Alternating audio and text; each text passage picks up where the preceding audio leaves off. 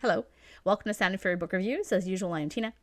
Today I'm going to be talking about the SPSFC5, which is the Self-Published Science Fiction Competition, Year 5. It starts on the 17th, which could be today, depending on when I post this video. So I decided to talk about it because it's my third year being a judge, and it's a really fun competition. One of my favorite books I read last year came out of it, and I love supporting indie authors, so that's why I do it. I'm on Team Space Girls again this year, which is really awesome because they're a great collection of people. So I'm going to do an overview of how I judge. So this video is kind of more for the contestants than it is for anybody other than people who are like, I don't know, SPSFC like fans. So why am I a judge? As I said, I like to support indie authors as I am one myself, and my debut got into the semis in the year competition's first year, which is pretty cool.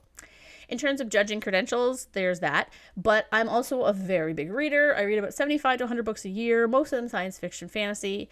I'm also an editor. I have a certificate in publishing and a graduate certificate in creative writing. I work in the industry. There are a lot of things that I have behind me that make me qualified to be a judge, in my opinion. If you are looking for an editor, I'm going to do a little self-promo here, and you can find me on Readsy. I've linked my link below. Please reach out to me. I have really good prices. For the initial stage of the book, each team does it differently, but I found for me personally, given this is my third year doing it, I'm going to read the first 15% of the book and decide if I want to continue reading it based on whether the book hooks me, based on the narrative craft. For example, does my editor brain kick in versus does my reader brain just keep going? And if the concept is unique and if the characters are compelling. So this is like the yes-no stage of the competition. I don't know at the time of filming how many titles we're getting. So if we're getting like 30 titles, I think last year we had 30 or so, and I think I said yes to maybe 10 or 12 of them.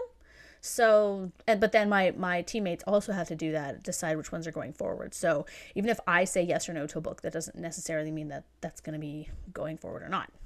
So once we get those narrowed down, we as a team decide which goes on to the next phase, and then for the semis and finals, we read the whole thing.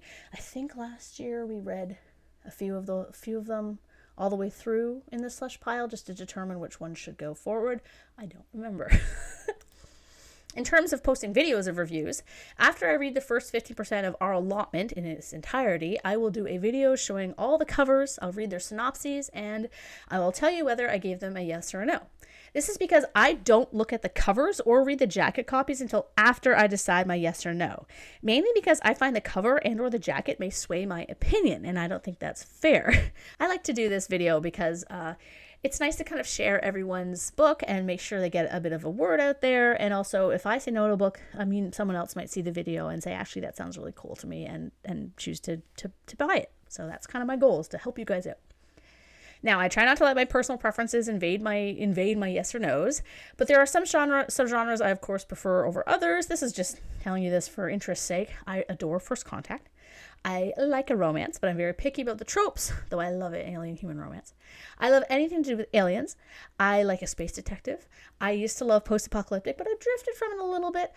I like sci-fi, like military sci-fi, if it's more about the camaraderie than just like battles after battles. And while I never gravitate to time travel, sometimes it surprises me and I really like it. Sci-fi fantasy has to really wow me for me to like it, and I'm also not that into stuff set in modern day with like a mild sci-fi twist. I'm also not super into cyberpunk. It really depends.